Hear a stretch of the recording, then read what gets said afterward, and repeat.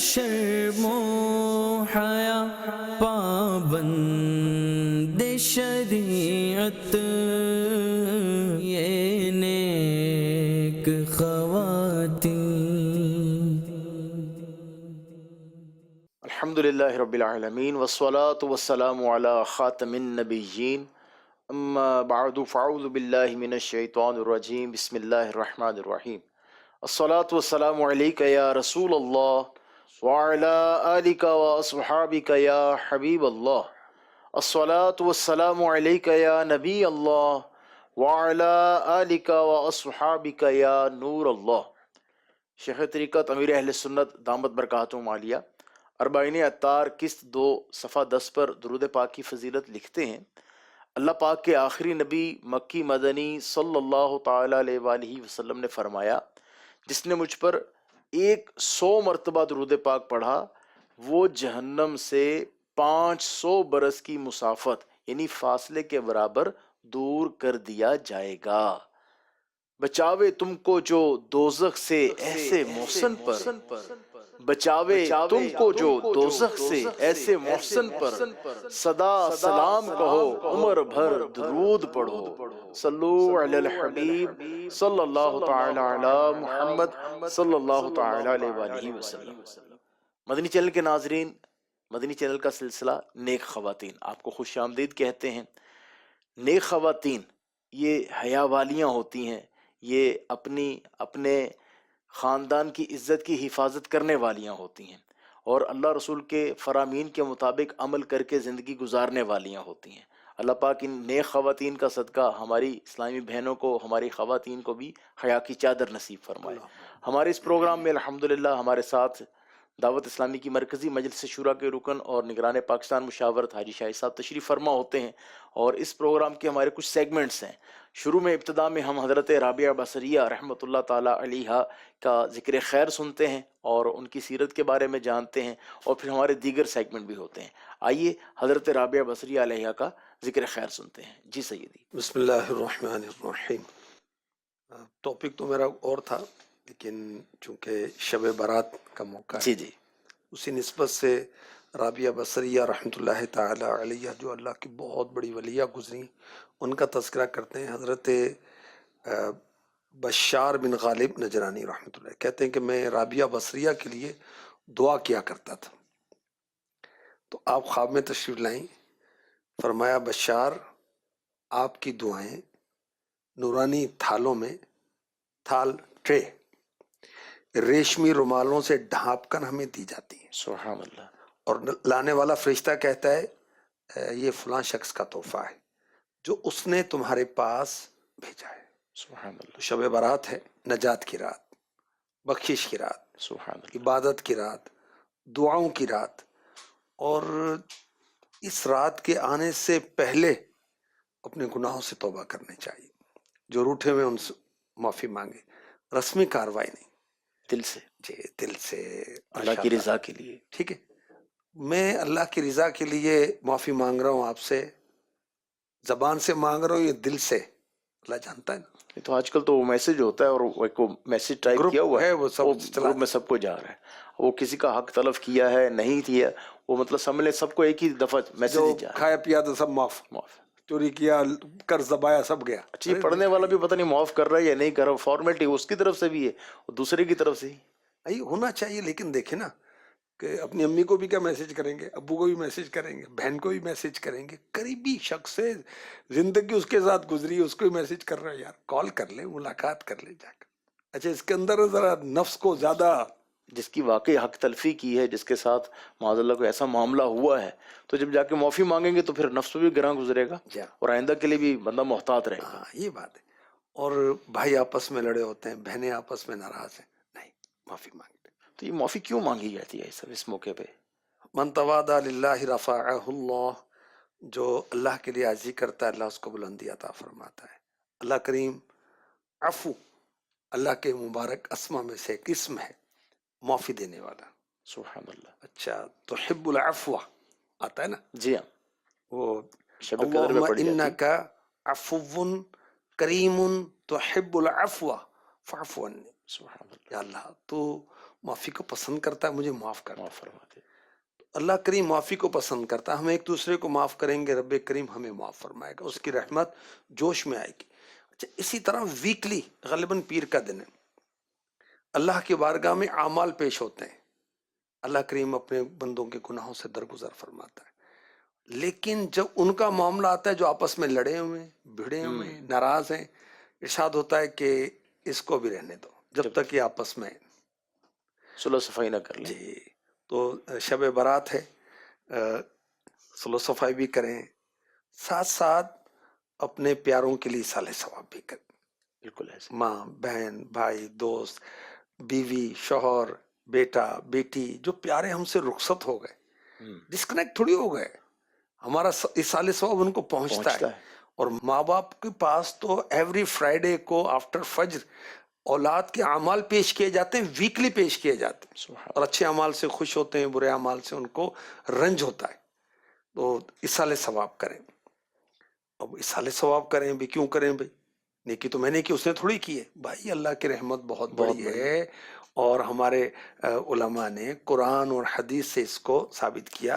آپ نے فرمایا نا واقعہ حضرت رابعہ بصریہ رحمۃ اللہ تعالیٰ علیہ کا، ان کو صالح ثواب پہنچا تو انہوں نے ان کا شکریہ ادا کیا نا۔ جی، اور آپ دیکھیں کہ یہ تو ایک خواب اور وہ ہے نا، میں قرآن سناتا ہوں، سورہ حشر کی آیت نمبر 10، والذین جاءوا من بعدهم يقولون ربنا اغفر لنا ولإخواننا الذين سبقونا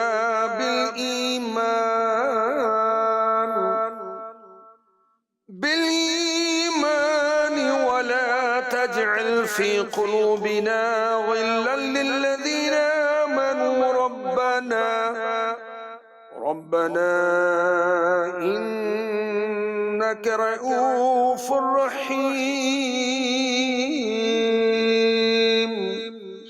اور وہ جو ان کے بعد آئے عرض کرتے ہیں اے ہمارے رب ہمیں بخش دے، اور ہمارے بھائیوں کو جو ہم سے پہلے ایمان لائے، اور ہمارے دل میں ایمان والوں کی طرف سے کینہ نہ رکھ، اے رب ہمارے، بے شک تو ہی نہایت مہربان رحم والا ہے۔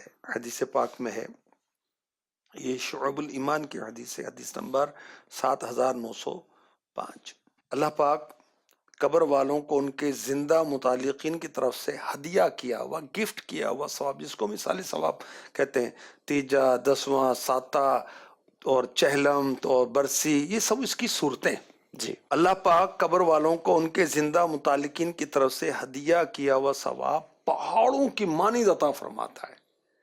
زندوں کا تحفہ فوت شدگان کے لیے دعائے مغفرت کرنا ہے۔ سبحان اللہ۔ ہم اپنے پیاروں کے لیے جو دنیا سے چلے گئے، بلکہ سارے مومنین مومنات کے لیے دعا کریں گے، ہمارے مرنے کے بعد کو ہمارے لیے دعا کرے گا۔ اچھا، پھر یہ ثواب کا کام بھی ہے۔ میرے آقا صلی اللہ علیہ وسلم نے ارشاد فرمایا، مسند الشامیین للطبرانی، حدیث نمبر 2155، ارشاد فرمایا جو مسلمان مردوں عورتوں کے لیے دعائے مغفرت کرے، اللہ پاک اس کے لیے ہر مسلمان مرد و عورت کے بدلے ایک نیکی لکھ دیتا ہے۔ سبحان اللہ۔ اس وقت دنیا میں کتنے مسلمان ہیں؟ اربوں کا حساب ہے، بالکل اربوں میں۔ یہ سمجھیں کہ اربوں، اچھا اب جتنے ہیں پہلے جو گزر گئے سب کے لیے ہم کر رہے ہیں نا، اربوں کھربوں نیکیاں لینے کا نسخہ ہے، ہم کہیں یا اللہ ساری امت کی بخشش فرما۔ آمین آمین آمین، سبحان اللہ۔ تو اس کی عادت بنانی چاہیے، اللہم اغفر لی ولکل مؤمن و مؤمنہ، یا اللہ میری اور ہر مومن اور مومنہ کی بخشش فرما۔ اردو میں پڑھ لیں، پنجابی میں کہہ لیں، جو مادری زبان ہے اس میں کر لیں۔ اصالِ ثواب کے حوالے سے قبلہ امیر اہل سنت دامت برکاتہم عالیہ نے شب برات پر وہ 1500 روپے اپنے مرحومین کے لیے اصالِ ثواب کرنے کی بھی ترغیب دلائی ہے۔ لیکن روحیں اپنے پیاروں کے ہاں، اپنے زندوں کے ہاں آتی ہیں شب عاشورہ، 10 محرم اور جمعرات، شب برات کو آ کر مطالبہ کرتی ہیں کہ ہمیں اصالِ ثواب کرو، تو ہمیں اصالِ ثواب کرنا چاہیے۔ اب ماں پکار رہی ہے، دادی پکار رہی ہے، نانی پکار رہی ہے، بھئی اصالِ ثواب کرو اس کے لیے، اور اللہ کریم کرم فرمائے دعوت اسلامی کو دے دیں، مسجد میں دے دیں، دینی کاموں کے لیے دے دیں، مدرسے کے لیے دے دیں، کسی غریب کو دے دیں، کسی مسکین کو دے دیں، کسی کو کھانا کھلا دیں، کسی کو کپڑے پہنا دیں، اللہ کریم کرم فرمائے، اور اپنے پیاروں کو اصال ثواب کریں اور کرتے رہیں۔ آمین آمین آمین۔ مدنی چینل کے ناظرین، بڑی نازک رات آنے والی ہے، اللہ پاک ہمارے لیے اور ہمارے جو وابستہ لوگ ہیں اللہ پاک بخشش کا ذریعہ بنائے، ہم سب کی بے حساب مغفرت فرمائے، اور جو رخصت ہو چکے ہیں اللہ پاک ان کی بھی بے حساب مغفرت فرمائے۔ سیدی، جیسے رات بڑی نازک آنے والی ہے، شب برات، دن جو ہے میرے خیال میں یہ بھی بڑا نازک ہے، آج 14 فروری، تو یہ ایک وہ طریقہ نکلا ہوا ہے ویلنٹائن ڈے منانے کے حوالے سے، اس کی کیا شرعی حیثیت ہے؟ منانا چاہیے نہیں منانا چاہیے؟ اس میں بھی کچھ روشنی فرمائے، اس میں بھی کوئی رہنمائی فرمائے۔ دیکھیں، یہ باقاعدہ الحمدللہ دعوت اسلامی کی طرف سے تو رسالے لکھے گئے ہیں، فتاوی جاری کیے گئے ہیں، یہ مسلمانوں کا طریقہ نہیں ہے، تو مسلمانوں کے طور طریقے جو ہے نا وہ اپنائیں۔ شب برات ہمارا ایک مذہبی تہوار، شب معراج ہے، رمضان شریف تو پورے کا پورا ہی سبحان اللہ 12ویں شریف، 11ویں شریف، چھٹی شریف، اور بزرگوں کے دن مناتے ہیں، وہ منائیں۔ عاشورہ ہے اور حج کے ایام ہے، یہ کہاں سے آ گئے؟ اور پھر اس کے اندر جو کچھ ہوتا ہے اس کی شریعت اجازت نہیں دیتی۔ نہیں، اپنی والدہ کو اگر کوئی محبت سے مطلب کرتا ہے، یا اپنے ہمشیرہ کو کرتا ہے، یا اپنے گھر والوں کو کرتا ہے محبت سے، مطلب کوئی چیز تحفہ دیتا ہے، پیش کرتا ہے، تو کیا یہ درست نہیں ہوگا؟ دیکھیں، خاص اس دن میں ہی آپ نے پھول پتیاں دینی ہیں، ہار پہنانے ہیں، آگے پیچھے کیا ہو جاتا ہے بھائی؟ خاص اس دن تو اور بھی ایوائڈ کرنا چاہیے، بچنا چاہیے کہ ان کے انداز نہ ہو جو کہ غیر مسلم ہے۔ غیر مسلم ہے۔ اور با حیا نوجوان رسالہ پڑھنا چاہیے، پردے کے بارے میں سوال جواب یہ پڑھنا چاہیے۔ جو حیا اور شرم یہ ہمارے دین کا حصہ ہے اور نمایاں حصہ ہے۔ اللہ کریم کرم فرمائے بےہودہ رسم و رواج سے مسلمانوں کو بچائے۔ آمین آمین۔ اللہ پاک ہمیں، ہمارے اسلامی بہنوں کو، ہماری خواتین کو اس طرح کی معاملات سے بچنے کی توفیق عطا فرمائے۔ مدنی چینل کے ناظرین، اگر آپ اپنے سوالات پروگرام میں شامل کرنا چاہیں تو نمبر نوٹ فرما لیجئے 0316882625۔ آپ سکرین پر ملاحظہ بھی فرما رہے ہیں، اسلامی بہنیں وائس میسج نہ کریں، کال نہیں کریں، بلکہ آپ تحریری طور پر اپنا سوال بھیج دیں، ممکن ہوا تو انشاءاللہ آپ کا سوال شامل کیا جائے گا۔ آئیے پروگرام میں ایک سوال شامل کرتے ہیں۔ السلام علیکم ورحمۃ اللہ وبرکاتہ۔ وعلیکم السلام ورحمۃ اللہ وبرکاتہ۔ میرا نام فاطمہ بطول ہے۔ میرا حاجی صاحب سے یہ سوال ہے، کہا جاتا ہے کہ ہر گھر میں ایک بزرگ مفتی اور بزرگ ڈاکٹر ہوتا ہے، کیا وہ بغیر ان کی شرعی مثال بتا سکتے ہیں؟ جواب ارشاد فرما دیجیے، جزاک اللہ خیرا۔ آمین وإیاک۔ اگر واقعی وہ مفتی صاحب ہیں تو سبحان اللہ، واقعی وہ عالم دین ہیں، کیا کہنے۔ اگر واقعی وہ ڈاکٹر ہیں، واہ بھی واہ، مگر اگر ایسا نہیں ہے، بغیر علم کے وہ فتوے دے رہے ہیں کہ جی اللہ نے یہ بھی فرمایا ہے، اللہ نے یہ بھی فرمایا ہے، بھئی کہاں فرمایا؟ کوئی حدیث قدسی ہے، قرآن کی آیت ہے، بولو، وہ نہیں، بس ایسی وہ چل رہا ہے۔ سنا ہے بس۔ وہ یاد رکھیں کہ بڑی عمر کی وجہ سے کوئی مفتی تھوڑی بن جائے گا کہ بھی 80 سال کا ہو گیا، 85 میں جائے گا نا جب یہ مفتی بن جائے گا، نہیں بھائی، اس کے تو باقاعدہ اس کے مدارج ہیں، علم ہے، اور اس کی تربیت ہے باقاعدہ۔ جو بزرگ بغیر علم کے شرعی مسائل بتائیں یہ حرام ہیں۔ پیارے آقا علیہ الصلوۃ والسلام نے فرمایا من افتا بغیر علم لعنتہ ملائکۃ السماء والارض، جو بغیر علم کے کوئی حکم شرعی بتائے اس پر آسمان و زمین کے فرشتے لعنت کرتے ہیں۔ اب بڑی عمر والے جو ہیں اپنے تجربے کی بنا پر علاج بتا رہے ہیں، یہ بھی گناہ ہے۔ اب کہ اس میں گناہ کیا ہے؟ یاد رکھیں کہ غیر طبیب کو کسی کے علاج میں ہاتھ ڈالنے کی اجازت نہیں ہے، شریعت اجازت نہیں دیتی، یہ گناہ گار ہوا۔ اب دیکھیں کہ وہ اگر کوئی گھریلو ٹوٹکے بھی ہیں تو کسی حکیم صاحب سے مشورہ کر لو یار، صحیح، آسانی ہو جائے۔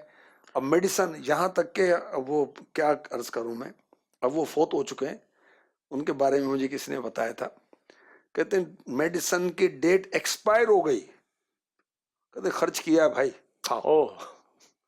یہ کیا یار، اللہ کے بندو، پتہ نہیں بیچارے اسی وجہ سے فوت ہو گئے ہو، اللہ جانے کیا معاملہ ہوا ہوتا۔ اللہ رحمت فرمائے مسلمان تھے تو. جی مدنی چینل کے ناظرین، ہم نے ننھی مبلغہ کی گفتگو سنی. آئیے بڑھتے ہیں اگلے سیگمنٹ کی طرف. سیگمنٹ ہے اولاد کی تربیت کیجیے. جی سیدی. اب موبائل کا ایک انٹرنیشنل پرابلم کھڑا ہے سب کے لیے.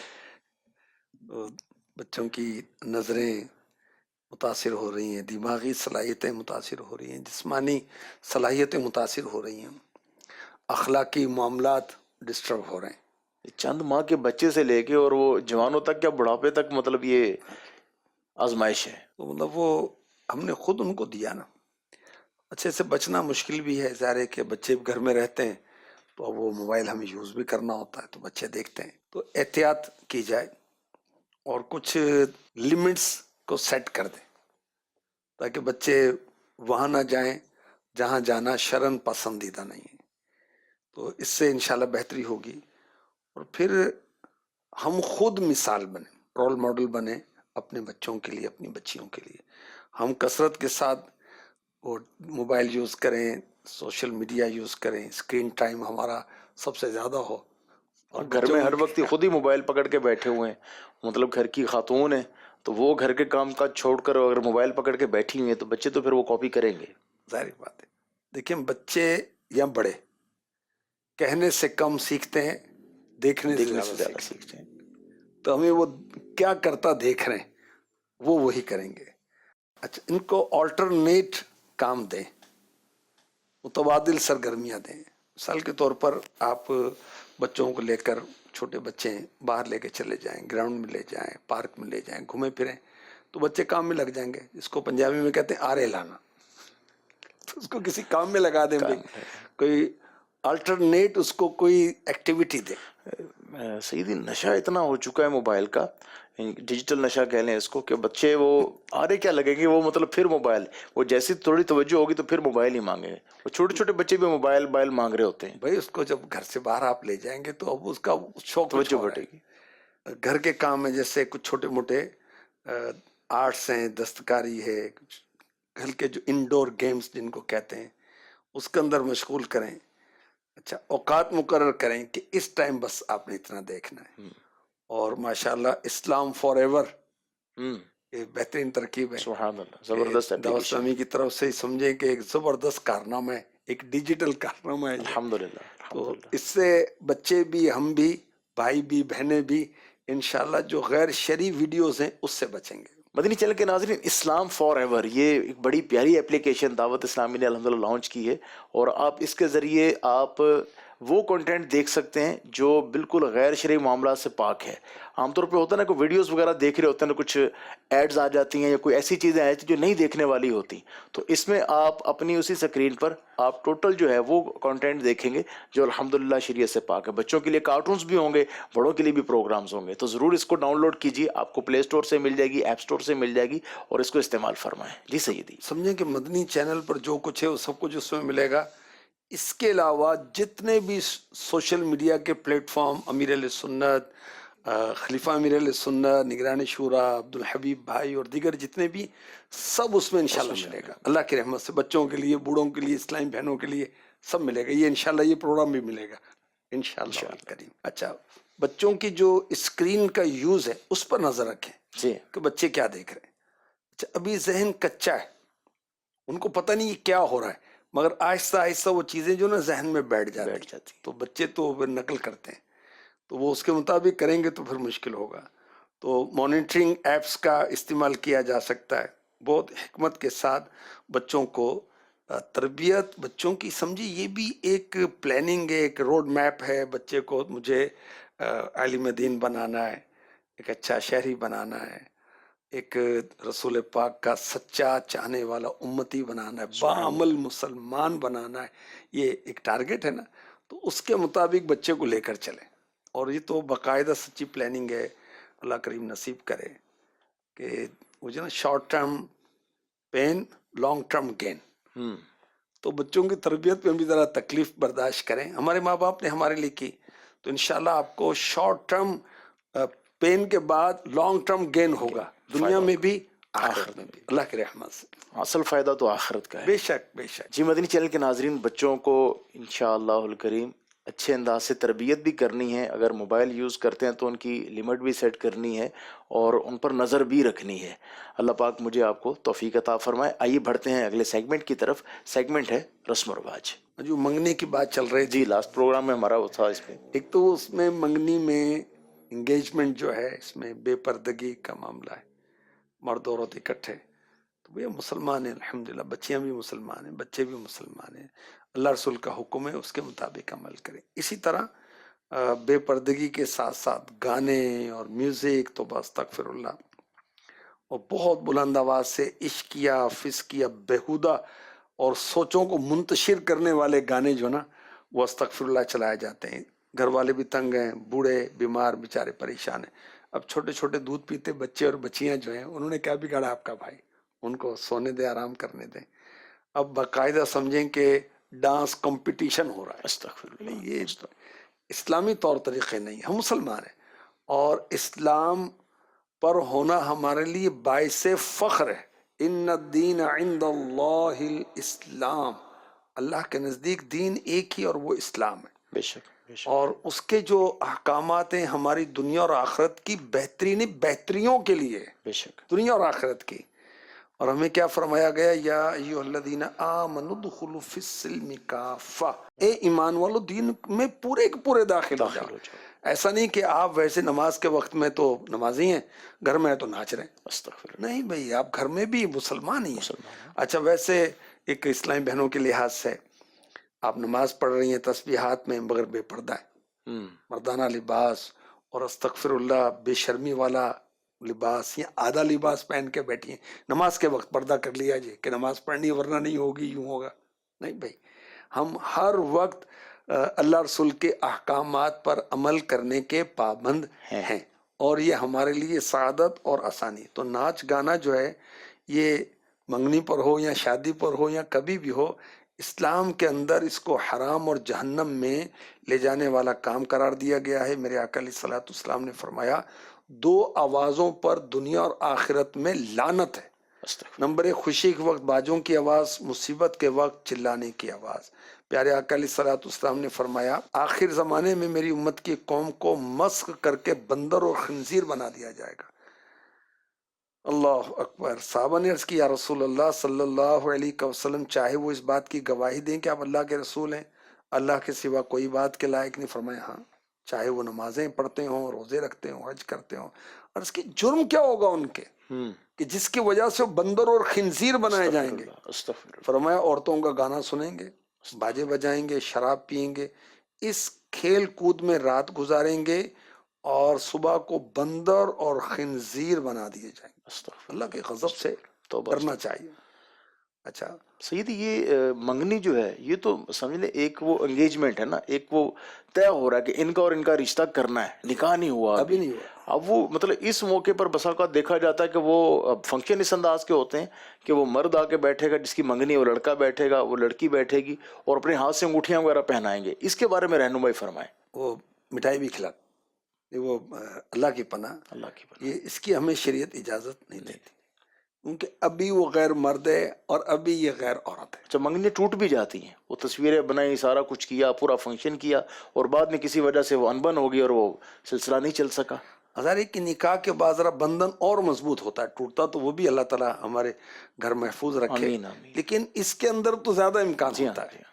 تو اس کی اجازت نہیں ہے کہ مرد عورت کو یا عورت مرد کو مٹھائی کھلائے یا انگوٹھی پہنائے یا کچھ وہ ہاتھ ملائیں، یہ درست نہیں. اور پھر لڑکے لڑکیاں جو ہیں خاندان کی وہ سیلفیاں لے رہی ہیں اور تالیاں بجائیں. تالیاں بجانا بھی اسلامی طریقہ نہیں. سبحان اللہ، الحمدللہ، ماشاء اللہ، یہ اسلامی طریقہ ہے. مگر اب وہ بے پردگی پر یہ کہے غیر شرعی کام پہ تو نہیں کہا جائے گا، وہ اس کا تو بہت سخت حکم ہوگا. اچھا، غیر مسلم جو ہیں کعبے کا طواف کرتے تھے بے لباس ہو کر اور تالیاں بجا کر، سیٹیاں بجا کر. تو غیر مسلموں کا انداز ہے، مسلمانوں کو یہ طریقہ نہیں ہے. حدیث پاک میں تم میں سے کسی کے سر میں لوہے کی سوئی گھونپ دی جائے، اس سے وہ بہتر ہے کہ وہ ایسی عورت کو ٹچ کرے جو اس کے لیے حلال نہیں. مفتی وقار الدین رحمۃ اللہ علیہ فرماتے ہیں نکاح سے پہلے لڑکا اور لڑکی ایک دوسرے کے لیے اجنبی غیر محرم ہے، دونوں کو ایک دوسرے کے جسم کو چھونا ناجائز ہے، لہٰذا لڑکا اور لڑکی ایک دوسرے کو خود انگوٹھی نہیں پہنا سکتے. تو جو گھر کے بڑے ہیں، بڑیاں ہیں، بوڑھیاں ہیں، ان کو اس غیر شرعی رسم کو روکنا چاہیے. مدنی چینل کے ناظرین، اللہ پاک ہمیں ناجائز رسموں سے بچنے کی توفیق عطا فرمائے اور جو جائز معاملات ہیں اس میں بھی شریعت کو ملحوظ خاطر رکھنے کی توفیق عطا فرمائے. جی مدنی چینل کے ناظرین، پروگرام میں ایک سیگمنٹ شامل کرتے ہیں، عورت اور پردہ. جی ماشاءاللہ، پردے کے بارے میں سوال جواب بہت عظیم الشان کتاب ہے. میں ضرور مشورہ دوں گا اسلامی بھائیوں کو بھی، اسلامی بہنوں کو بھی کہ اس کو پڑھیں. علم بھی ہے، عمل کا جذبہ بھی ہے. پردہ ہوتا کیا ہے، پردہ کس سے ہے، پردہ کیوں ہے، کس چیز کو پردہ کہا جائے گا، یہ سب آپ کو یہ کتاب بتائے گی. اچھا، بعض یہ ہیں وہ اپنے من کو سمجھا لیتی ہیں کہ وہ چادر اوڑھ لی، نقاب لے لیا کہ پردہ سمجھتی ہیں، اور ہاتھ پاؤں سر کو کھلا چھوڑ دیتی ہیں، بال پوری طرح چھپے نہیں ہوتے. اور یاد رکھیے کہ یہ مکمل پردہ نہیں ہے. پردے کا کیا مطلب ہے؟ اس بارے میں حضرت امام ابن حجر عسقلانی رحمۃ اللہ علیہ فرماتے ہیں عورتوں کے حجاب سے یہ مراد ہے کہ وہ اس طرح پردہ کریں کہ غیر مرد انہیں کسی طرح بھی دیکھ نہ سکے. تو کووڈ کا وہ گفٹ ملا ہوا ہے نا، ماسک، اور وہ ماسک لگایا ہوا، تو یہ چیز جو ہو رہی ہے وہ بھی نمایاں ہوتی بسا اوقات اس طرح کا. تو یہ مطلب پردے میں والی صورت تو نہیں بنے گی اس حکم کے مطابق جو فرما رہے ہیں. بہرحال پورا جو نا وہ پردہ، اور 3 درجے اس کے بتائے گئے. عورت خود کو گھر کی 4 دیواری اور پردے کا اس طرح پابند بنائے کہ کسی غیر مرد کی نگاہ اس پر نہ پڑے، اور کوئی غیر مرد اس کے جسم کو نہیں، اس کے لباس کو بھی نہ دیکھ سکے. مولا علی مشکل کشا رضی اللہ تعالی عنہ فرماتے ہیں کہ اللہ کے حبیب علیہ الصلوۃ والسلام کے پاس صحابہ حاضر تھے. اچانک آپ نے فرمایا یہ بتاؤ عورت کے لیے سب سے بہتر شے کیا ہے؟ سب خاموش، کسی نے جواب نہیں دیا. آپ فرماتے ہیں میں گھر گیا، خاتون جنت سیدہ فاطمہ رضی اللہ تعالی عنہا سے اس کے بارے میں پوچھا کہ ایک عورت کے لیے سب سے بہتر شے کیا ہے؟ اور یہ شہزادی کن کی ہے؟ جو عالم ما کان و ما یکون ہے، جو کچھ ہو چکا، جو ہونے والا ہے، اس کا علم رکھتے ہیں، اولین و آخرین کا علم رکھتے ہیں، دنیا آخرت کا علم رکھتے ہیں. یہ ان کی شہزادی ہے. کیا فرمایا؟ عورت کے لیے سب سے بہتر شے ہے کہ وہ کسی مرد کو نہ دیکھے، نہ ہی کوئی مرد اسے دیکھے. واہ، یہ کون فرما رہی ہیں؟ شہزادی کونین فرما رہی ہیں، آقا کی شہزادی. اور رب کائنات نے کیا فرمایا؟ وَقَرْنَ فِي بُيُوتِكُنَّ، اور اپنے گھروں میں ٹھہری رہو. یعنی چادر اور 4 دیواری کو اپنا لینا اعلیٰ اور کامل درجے کا پردہ ہے. کہ یار یہ مولانا کے کام ہی ہے یار، مولوی تو ایسے کہتے رہتے. بھئی یہ قرآن کی آیت ہے یار، آپ کو آیت سنا رہے، سورہ احزاب آیت نمبر 33 کا یہ جز ہے. سبحان اللہ. اچھا، متوسط پردہ کیا ہے؟ ایک تو یہ کہ بس نہ عورت غیر مرد کو دیکھے، نہ غیر مرد اس کو دیکھے، کہ مجبوری کے تحت گھر سے باہر نکلنا پڑ رہا ہے تو خوب پردہ کر کے نکلیں اور کوئی پہچان نہ سکے. اچھا، اب کپڑے کیسے پہنے؟ وہ اٹریکٹیو نہ ہو بلکہ ڈھیلا ڈھالا. وہ برقع ہو، ہاتھوں میں دستانے، پاؤں میں جرابیں، اور اتنا باریک نہ ہو کہ کھال کی رنگت نظر آئے. اچھا، غیر مردوں کی نظر پڑنے کا امکان ہے تو چہرے سے نقاب نہ اٹھائے. اپنے گھر کی سیڑھی ہے، محلہ ہے، نیچے کی طرف برقع نہ اٹھائے کہ بدن کے رنگ برنگے کپڑوں پر غیر مردوں کی نظر پڑ سکتی ہے. یاد رکھیں کہ عورت کے سر سے لے کر پاؤں کے گٹوں کے نیچے تک جسم کا کوئی حصہ، مثلاً سر کے بال یا بازو یا کلائی یا گلا یا پیٹ یا پنڈلی وغیرہ، اجنبی مرد پر بلا اجازت شرعی ظاہر نہ ہو، بلکہ لباس ایسا پتلا ہے جس سے بدن کی رنگت نظر آئے، یا ایسا چست ہے کہ کسی عضو کی ہیئت یعنی شکل و صورت ابھار ظاہر ہو. دوپٹہ اتنا باریک کہ بالوں کی سیاہی چمکے، یہ بھی بے پردگی ہے اور یہ بھی ناجائز و گناہ ہے. ادنا درجے کا پردہ کیا ہے؟ کہ عورت کم از کم اس قدر پردے کا اہتمام کرے کہ ستر عورت چھپ جائے. اور عورت کے ان 5 اعضاء، منہ کی ٹکلی، دونوں ہتھیلیاں، دونوں پاؤں کے تلووں کے علاوہ، ٹھیک ہے، سارے کا سارا جسم ہی ستر ہے، یعنی اس کا چھپانا فرض ہے. عورت کے لفظی معنی چھپانے والی چیز. چھپانے کی چیز. مدنی چینل کے ناظرین، اللہ پاک ہماری خواتین کو، اسلامی بہنوں کو شرعی طور پر جو پردہ ہے جس کا حکم دیا گیا اس کے مطابق پردہ کرنے کی توفیق عطا فرمائے. یہ کسی مولانا کا کہا نہیں ہے، یہ اللہ رسول کا فرمان ہے. اللہ پاک ہمیں عمل کی توفیق عطا فرمائے.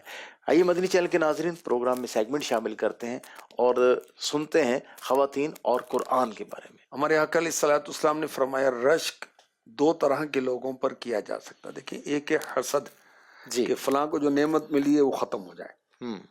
ایک حسد یہ. ایک یہ ہے کہ اس سے چھینے اور مجھے ملے. یہ دونوں سوچیں اور یہ خیال جو ہے یہ حسد ہے. حسد ہے. اور اسلام میں اس کو حرام قرار دیا، گناہ ہے، اللہ رسول کی نافرمانی ہے، جہنم میں لے جانے والا نیکیوں کو کھا جانے والا کام. جی جی، بہت برائیاں اس کی ہے. سب سے پہلے شیطان نے حسد کیا تھا حضرت آدم علیہ السلام. آدم علیہ السلام پر. تو ایک ہے رشک کہ جو نعمت اس کو ملی ہے وہی نعمت مجھے بھی مل جائے. اب اس کے بارے میں حدیث پاک میں ارشاد ہو رہا ہے کہ رشک صرف دو طرح کے لوگوں پر کیا جا سکتا ہے. ایک وہ شخص جس کو اللہ پاک نے قرآن عطا فرمایا اور رات کے اوقات میں یا دن کے لمحات میں اہتمام کرتا ہے، یا تو اس کو پڑھاتا ہے یا اس کی تبلیغ کرتا ہے یا نماز میں کھڑے ہو کے خود پڑھتا ہے. سبحان اللہ. دوسرا وہ شخص ہے جس کو اللہ پاک نے مال دیا، وہ اسے رات دن میں خرچ کرتا ہے، اللہ کی راہ میں خرچ کرتا ہے. سبحان اللہ. اب قرآن رب کا کلام واہ. جس نے سارے جہاں کو پیدا کیا ہے، کاش ہمارے اس سے لو لگ جائے. آمین. حضرت مریم رحمۃ اللہ تعالی علیہ یہ اللہ کی نیک بندی گزری ہیں، نماز میں مصروف ہوتی ہیں، صبح تک نماز ہی پڑھتی رہتی ہیں اور تلاوت کرتی رہتی ہیں.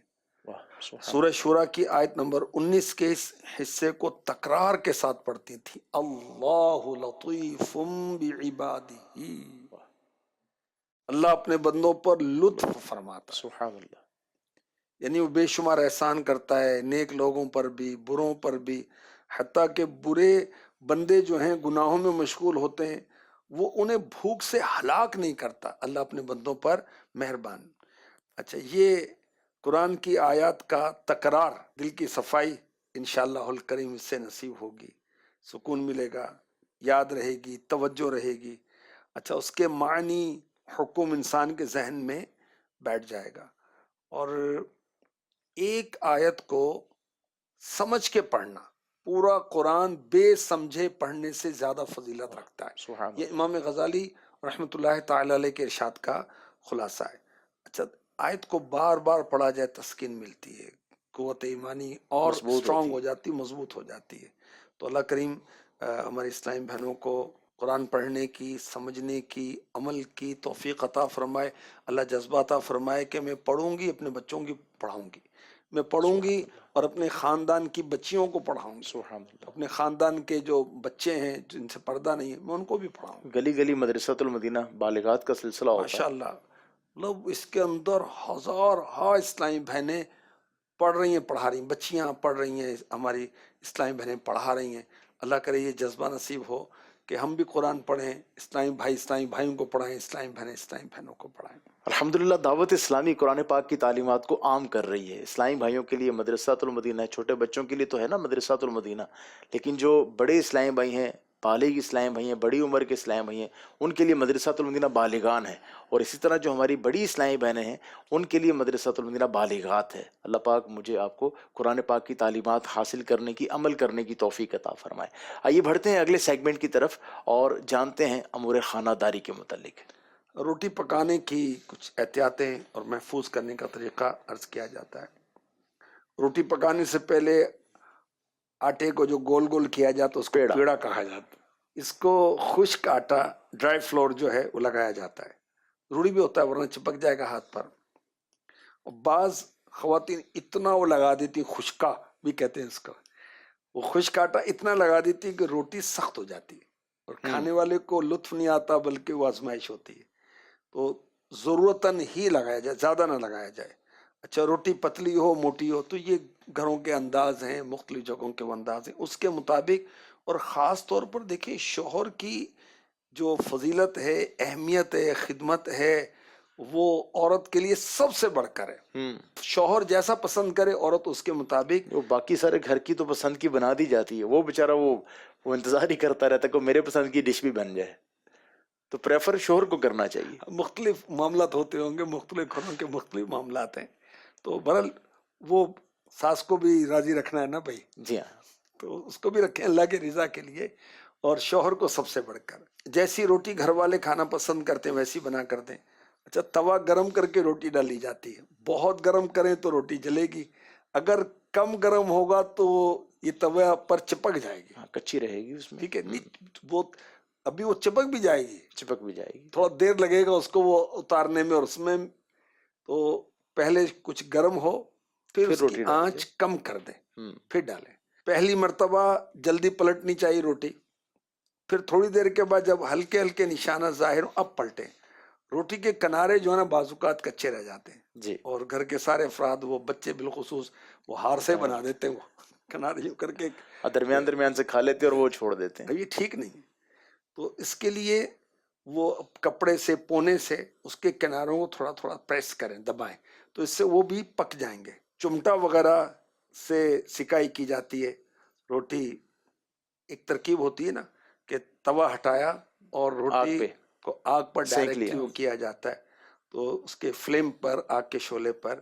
تو یہ بھی بہتر ہوتا ہے، اس سے روٹی پھول جاتی ہے اور خوبصورت دیکھنے میں ہو جاتی ہے. اچھا، روٹی کو محفوظ کرنا ہے. تو اب اگر وہ کھانا کھانے والے لیٹ آ گئے تو اب کیا ہوگا کہ روٹی آہستہ آہستہ سخت ہو جائے گی. کھانے والے پھر باتیں بھی کریں گے اور ہو سکتا ہے کہ روٹی ضائع ہو. رمضان شریف جیسے ہے وسا کا تو ہوتا صبح سحری کی روٹی بچی ہوئی ہے، اب ضائع تو نہیں کر رہی، وہ شام میں مطلب اگر استعمال ہو سکتی ہو. جی بالکل ہو سکتی ہے. اس کے لیے آپ روٹی کو پانی لگائیں، پھر تیل، جو گھی جو بھی ہے، آئل وغیرہ جو یوز کریں، جی کوکنگ آئل ہی یوز کرنا چاہیے، وہ لگا کر اس کو پکائیں تو انشاءاللہ بچے آپس دیسی میں، گھی یوز کر سکتے ہیں اگر ہے اللہ نے توفیق دیے تو بچے لڑیں گے آپس میں کہ میں کھاؤں گا میں کھاؤں گا. یعنی اتنی وہ مزیدار بن جاتی ہے. جی بہت ٹیسٹی ہوتی ہے. اچھا، ہاٹ پاٹ جو ہے یہ بھی ایک طریقہ ہے روٹی کو نرم رکھنے کا اور گرم رکھنے کا. اسی طرح یہ طریقہ بھی ہو سکتا ہے کہ ادرک کا ایک چھوٹا سا ٹکڑا لے کر چھلکے سمیت یا چھلکا اتار کر کسی طرح بھی روٹی لپیٹنے والے کپڑے کے اوپر کے پائچے کی طرف کسی تہہ میں رکھ دیں، روٹی تازہ رہے گی اور دیر تک سخت نہیں ہوگی. آٹے کا پیڑا بناتے وقت یا روٹی بیلتے ہوئے خشک آٹے کا استعمال کم سے کم کریں تو روٹی پکنے کے بعد بھی دیر تک نرم رہے گی. اچھا، کبھی بعض ہوتا ہے کہ روٹیاں بچ جاتی ہیں تو پھینکنا نہیں چاہیے. اگر اس میں پھپھوندی لگ گئی ہے تو ظاہر ہے کہ پھر تو وہ اس کو استعمال کریں گے تو وہ نقصان ہو سکتا ہے. تو اچھا، صبح کی روٹی شام کو، شام کی روٹی صبح استعمال کی جا سکتی ہے، اس کو برا نہیں سمجھنا چاہیے. حضرت ام ہانی رضی اللہ تعالی عنہ فرماتی ہیں، اللہ کے حبیب علیہ الصلوۃ والسلام گھر تشریف لائے، میں نے آپ کی طلب پر سوکھی ہوئی روٹی اور سرکہ پیش کیا تو آپ صلی اللہ علیہ وسلم نے خوشی سے تناول فرمایا. سبحان اللہ. باسی روٹی تھی نا، پہلے کی رکھی ہوئی تھی. بلکہ یہ روایت یاد آئی کہ میرے آقا علیہ الصلوۃ والسلام در دولت پہ تشریف لائے تو روٹی کا ٹکڑا زمین پر تھا، آپ نے اٹھایا، صاف کیا اور اس کو کھا لیا. واہ سبحان اللہ. تو ظاہر ہے کہ تازہ تو پکا ہوا نہیں تھا نا. جی ہاں، پہلے کی تھی. جی، تو روٹی اچھا اس طرح اس کو جو نا وہ کیا وہ بنایا جاتا ہے، سرید بنایا جاتا ہے.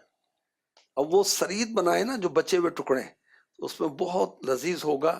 اور امیر علیہ سنت نے فیضان سنت میں اس کا پورا طریقہ بھی لکھا ہے کہ سرید کس طرح بنائے، اور پیارے آقا علیہ الصلوۃ والسلام سرید کو پسند فرماتے ہیں. سبحان اللہ. گوشت کے شوربے کے اندر روٹی کو چورا کر کے اس کے اندر ڈال دیں، ڈپ کر دیں، تو یہ سمجھیں کہ تھوڑا سا ہلکی آنچ پہ رکھیں، اوپر سے ڈھک دیں اور پھر چاہے چولہا بند کر دیں. اب وہ جو روٹی جو اس کے اندر ہی گھل جائے گی، بہت نرم اور زود ہضم ہو جائے گی. زود ہضم یعنی جلدی ہضم ہونے والی سرید بن جائے گا. مدنی چینل کے ناظرین، آج کا دن بہت اہم دن ہے اور آنے والی رات بہت نازک رات ہے. اللہ پاک ہمیں خوب احسال ثواب کرنے کی بھی توفیق عطا فرمائے. اپنے مرحومین کے لیے اگر ختم شریف کا اہتمام نہیں کیا تو آج ضرور کیجئے، ان کو احسال ثواب کیجئے اور آج کی رات نیکیوں میں گزاریے. اللہ پاک میری، آپ کی، ہم سب کی بے حساب مغفرت فرمائے. مدنی چینل دیکھتے رہیے. ہے پے کر شرم و حیا پابند شریعت